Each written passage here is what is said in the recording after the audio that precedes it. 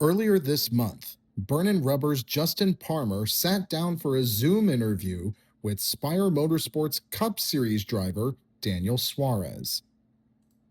Suarez answered questions on multiple topics, ranging from Chicagoland preparations to Mexico playing in the World Cup. The following interview was recorded on Thursday, June 11th, 2026.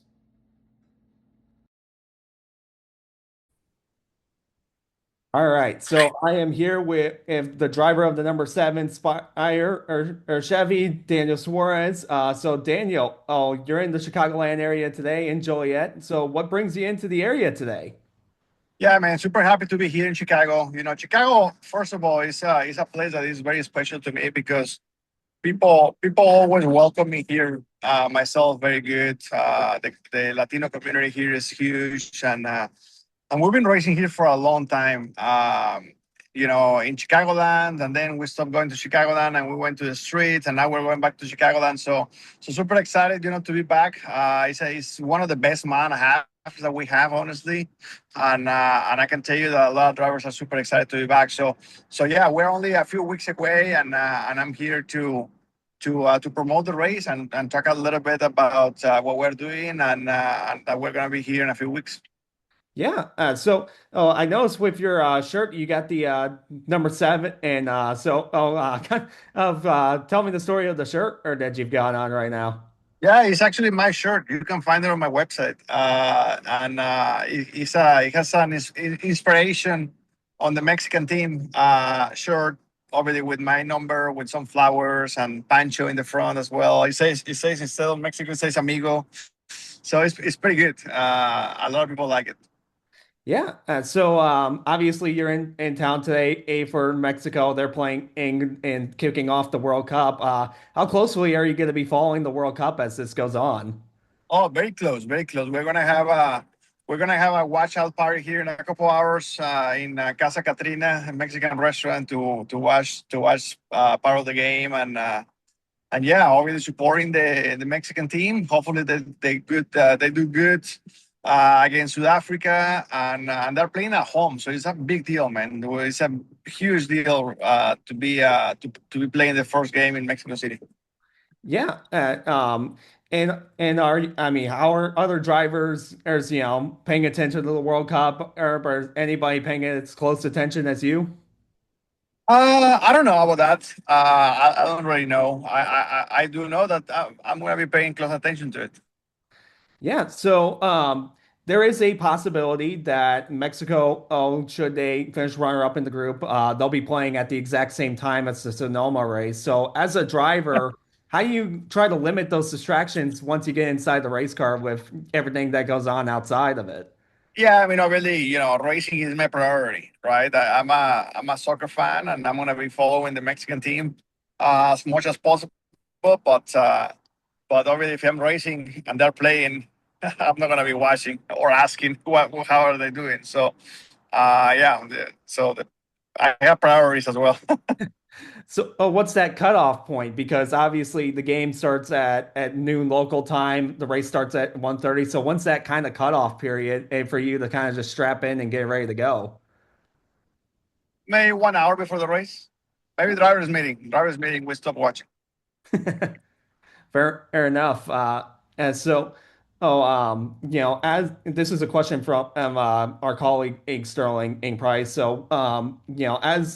As a driver in a American predominant sport, what's it like representing Mexico, especially as you kind of move across the country week to week? Yeah, I mean, it's one of my biggest prides, to be able to, be Mexican and be able to represent not just Mexico but Latin America. Here in the sport of NASCAR, is amazing. To be able to connect with a lot of people. I feel very very proud to be able to connect, with my people and to represent them very well. Yeah, and do you often and be are you often able to kind of visit those Latin American and communities within the cities that you gotta go to? Oh, kind of walk me through, how all that normally goes on a week to week basis. Yeah, I mean, obviously, we're on the go, all the time, and it's obviously a lot of fun, to be racing. I feel like every single driver that is in the Cup Series, when we were kids, we were dreaming about being in this position, just racing every single week. So now we're doing it. So it's amazing. I feel very, very blessed to be here, and I can't wait to have a lot of fun. Yeah. And so, no, obviously you're down in Joliet at, at Chicagoland and Speedway, a 4th of July weekend. Is there kind of a challenge in promoting tracks like Chicagoland and Atlanta where you have these larger markets nearby, but it's not exactly in the city, but more or so in the far out suburbs? I don't think so. Just because 1 hour drive is nothing. I I drive 1 hour to go to the shop almost every day. So no, I don't think so. I mean, it's an amazing event. We only come to Chicago once a year, so it's a one in a year opportunity for the people that are living here. So and it's a great sport. A lot of adrenaline, very very intense racing. So no, my answer to you is no. I think being 1 hour, an hour and a half away from the main city is not a big deal. Well, let's go ahead and talk about the upcoming race at Chicagoland. Obviously, this will be the first time in the next gen era that you guys will be back at that track. What are some of the things that you can take away from the Gen 6 era car and apply for the upcoming race? I don't think you can do much. It's a completely different style of racing. Yeah, maybe we're gonna watch and trying to study a couple things here and there, but the main thing is gonna be try to study the test. There is a few cars that tested here a couple months ago, so just trying to use that and trying to see how much we can learn from that. Yeah, that was actually going to be my next question. What's been the feedback from guys like Larson and Blaney and Hamlin who did the tire test back in April?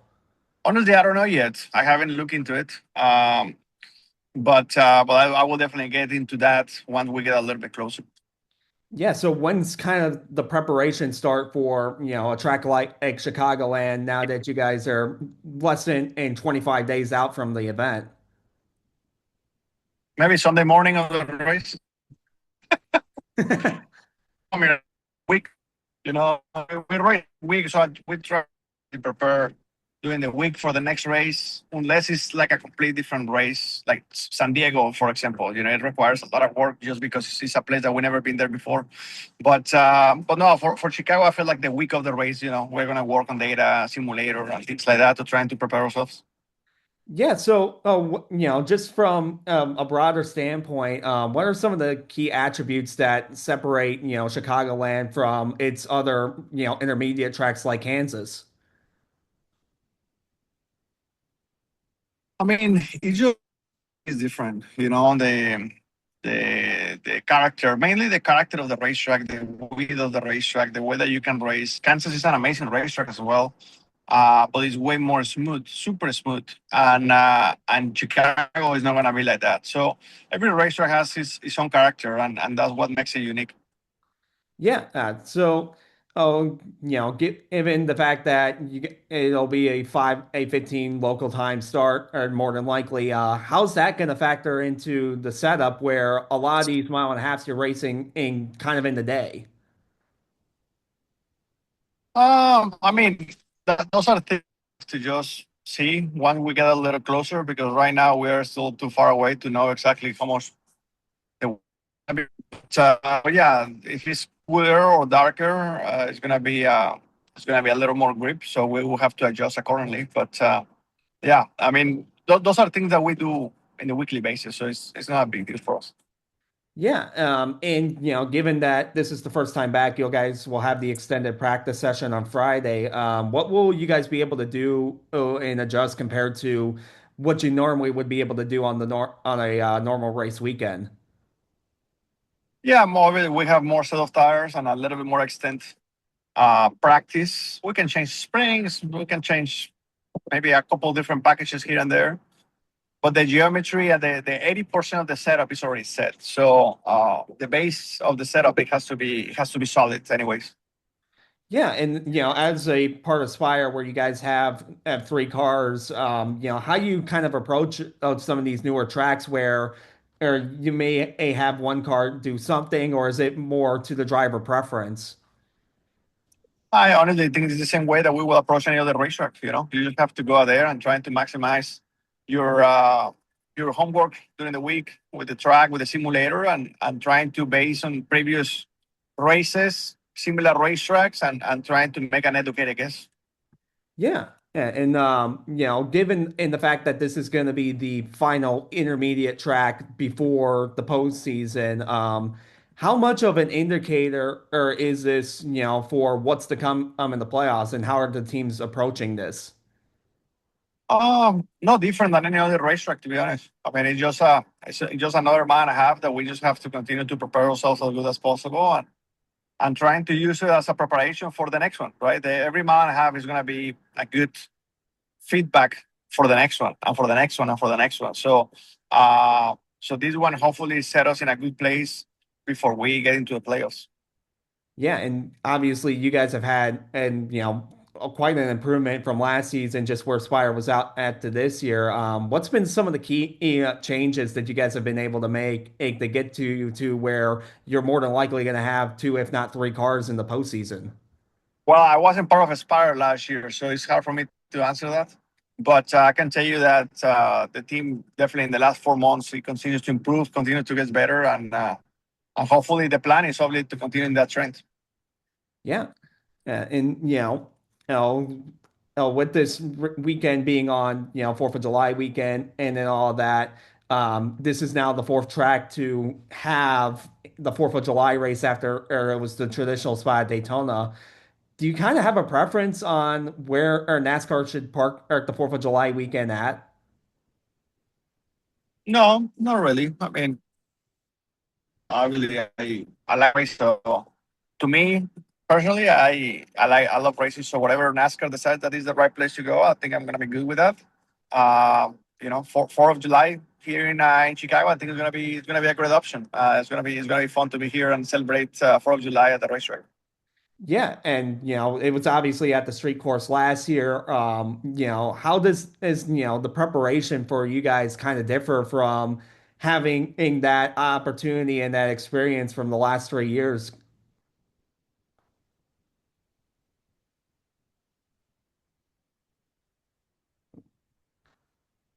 Still got me? You broke up. Can you repeat that?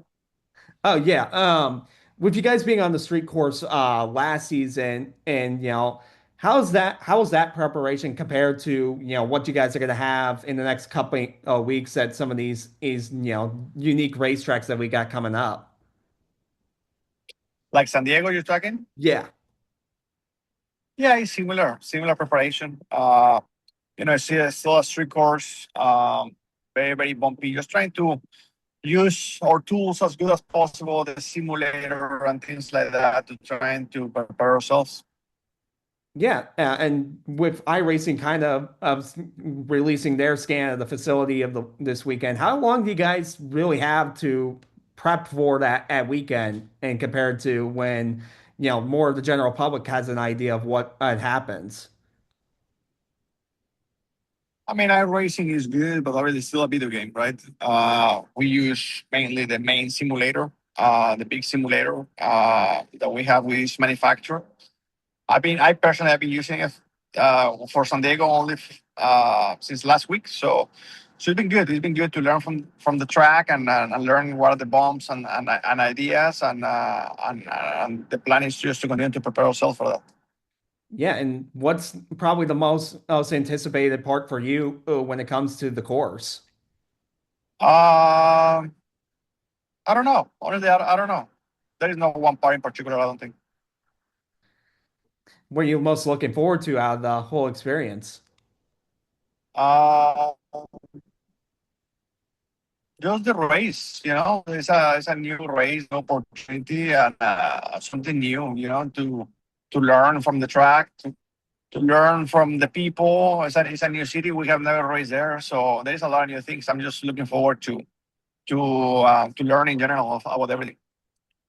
And when go to a city for the first time, a brand new one, what are some of the things that the drivers like to do when visiting a new location? I don't know, man. I don't know. I just go there and race. That's fair enough. But one of the things that Coronado is going to have that's a little different than the majority of the tracks is you guys are going to be pitting on the right side, like you do at Watkins Glen. What are some of the challenges for the drivers when doing those backwards pit stops? For the drivers, nothing. For the big, it's a big challenge for the big crew because they are used to doing one thing and now they have to do everything backwards. Sometimes they even change position between the front and the rear changer. But for the driver, it's very very similar. Okay. Hey, I'm a little bit surprised to hear about that. And is it eh, there is substantial difference as well when you do kind of go out down pit road when you're trying to look on the driver's left versus the driver's right, trying to get inside the box. Yeah, I mean, we're gonna have to study all those things. We don't even know what size pit boxes or all those things are gonna be. So those are the kind of things that we're gonna have to study, next week once we get all the detailed information. Right now, we don't have that. Okay. Hey, well. Oh, I've also got a couple questions from some of my colleagues on the podcast. All these are currently from Sterling. When did you realize that you did want to become a race car driver? Well, since I was a young kid, I always liked racing. So I never thought I was gonna become a professional racing driver, but I always liked racing, and obviously, I was trying to work as hard as possible to become a professional one day, and luckily for me, things work out. Yeah, and when did you kind of realize that NASCAR was the ultimate goal? Was there another racing series that and you looked at? No, I always like NASCAR a lot. NASCAR is the series that always took my attention, and since I was in Mexico, I always wanted to come to NASCAR. Yeah, and a large part of your success and coming to the United States, you've attributed it to Kyle. Is there a favorite memory or story that reminds you of him? Yeah, I mean, he definitely helped me a lot. He was a great person and an amazing racing driver. But yeah, I mean, a lot of memories with him. Working together as a teammate, as a friend. Uh, we're definitely gonna miss a legend like this. Yeah, and as well as the fact that you came through the ranks of KBM, you're one of the nine other drivers that compete full time, 10, and when Corey Heim gets up through the ranks. What do you think it just made Kyle Busch Motorsports as successful as it was? Kyle, that's the easiest answer of your questions today. Kyle. If it wasn't for Kyle, KBM wasn't gonna be as successful. He's the guy that made that place successful. And with Spire or having in that building now, um, how does that and continue on the legacy? Obviously, you guys got that 600 win, and Carson's been doing well as well there. How significant has that been in continuing to grow Spire to where it is now? Yeah, I mean, obviously it was very special to bring the win back to all KBM, the Coca-Cola 600, and the relationship between Spire Motorsports and Cal Busch was always super super strong. So there is gonna be ties there forever. So super proud to be a small part of it. I guess the last question and I have for you is what's been in the difference this year between going from Spire or from Trackhouse? Yeah, a lot of differences. Definitely, the biggest difference is that we have more speed, and obviously, when you have more speed, it's a lot more fun. So yeah, it's been very good. Super super happy to be part of Aspire Motorsports. And with you guys is now pretty solid.